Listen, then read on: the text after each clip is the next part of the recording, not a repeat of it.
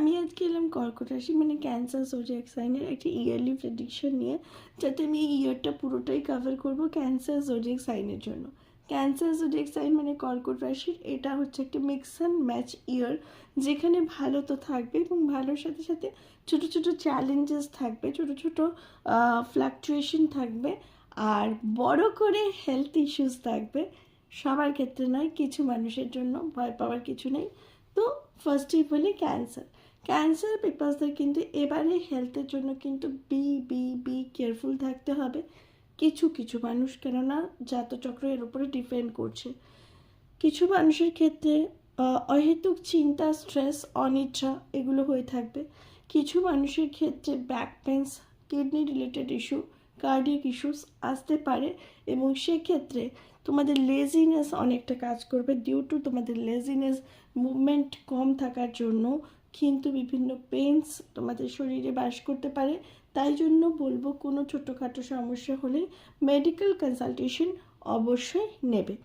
এরপরে বলবো in case of job ক্যান্সারিয়াসের জন্য মিক্স অ্যান্ড ম্যাচ। ঠিক আছে, কীরকম টাইপের না, ক্যান্সারিয়াসের জন্য এবছর প্রতি বছরের ন্যায়, কেননা ক্যান্সারিয়াসরা চ্যালেঞ্জ নিয়ে কর্কট রাশির লোকেরা অভ্যস্ত, তাই জন্য এবারে নতুন করে কোনো চ্যালেঞ্জেস নয়, কিন্তু চ্যালেঞ্জেসগুলো এরম হবে, প্রথমে মনে হবে যে রাস্তাটা খুব ক্লিয়ার আছে, ঠিক আছে, তুমি সেই রাস্তা দিয়ে হাঁটছো, জবের ক্ষেত্রে বলছি, তারপরে গিয়ে দেখবে যে না, রাস্তাটা অতটাও ক্লিয়ার নেই যতটা তুমি ভাবছিলে।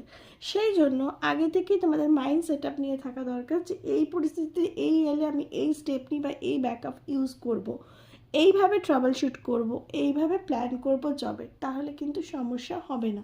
ইন কেস অফ সেলফ এমপ্লয়মেন্টের ক্ষেত্রেও আমি বলবো, আগে ভাবনা চিন্তাটা কিন্তু ভালোভাবে করে নেওয়া দরকার। মাঝ রাস্তায় গিয়ে আমি ইনভেস্ট করে দিয়ে সেখানে আমি কী হবে সেটা ভাববো না। ইনভেস্টমেন্ট করার আগে বা বিজনেস পার্টনার নেওয়ার আগে, প্ল্যানিং করার আগে সেটা আমি বারে বারে ভাববো। ফিনান্সের ক্ষেত্রে এবছর মোটামুটি বেশ কিছুটাই ভালো। যতটা ফিনান্স তোমাদের এক্সপেন্স হয়েছে তার কিছুটাই তুমি নিজেকে মানে পুরো ম্যানেজ করতে পারবে। লোনসগুলো কন্ট্রোল থাকবে এবং ফিনান্স একটু আধটু হলেও তুমি সেভ করতে পারবে। আবার কিছু কিছু মানুষের ক্ষেত্রে বেশিও সেভ করতে পারো। ইনভেস্টমেন্টের ক্ষেত্রে কিন্তু ইনভেস্টমেন্ট করা উচিত এবং খুব ভালোভাবে ভেবে করবে। ইনভেস্টমেন্ট কিন্তু তোমাকে হেল্প করবে এই ব্যাপারে। ফ্যামিলির ক্ষেত্রে ফ্যামিলি অলওয়েজ তোমাকে সাপোর্ট করে, তো ফ্যামিলির সাপোর্ট তো তোমরা এই সময় পাবেই। কিন্তু যদি সন্তানের ক্ষেত্রে বলা যায়, সেক্ষেত্রে কিন্তু সন্তানকে নিয়ে একটু ওয়ারিড থাকতে পারো। সন্তানের কি বলবো, সন্তানের ফিউচার লাইফ, বা কিছু কিছু মানুষের সন্তানের স্টাডিজ, কিছু কিছু মানুষের সন্তানের ফ্যামিলি লাইফ, বা কিছু কিছু মানুষের সন্তানের জব লাইফ, এই নিয়ে একটুখানি চিন্তা হতে পারে। বাকি সব মোটামুটি ঠিকই থাকবে। লাভ রিলেশনশিপের ক্ষেত্রে ক্যান্সারিয়াসের জন্য কিন্তু নতুন রিলেশনশিপের প্রপোজাল আসবে, বা তুমি কাউকে নতুন প্রপোজাল দেবে, তো সেটা ফ্রুটফুল হবে, মানে সেটা ভালোভাবে এগোবে। আর ম্যারেজ রিলেশনশিপের ক্ষেত্রে তোমাদের মধ্যে অ্যাডজাস্টমেন্ট অনেক বাড়বে। যে জিনিসগুলোতে আগে ছোটোখাটো প্রচুর অশান্তি হতো, সেগুলোতে তুমি মানতে শিখবে, অ্যাকসেপ্টেন্স আসবে এবং রিলেশনশিপে উন্নতি দেখতে পাওয়া যাবে ক্যান্সারিয়াসদের ক্ষেত্রে। এরপরে বলবো আমি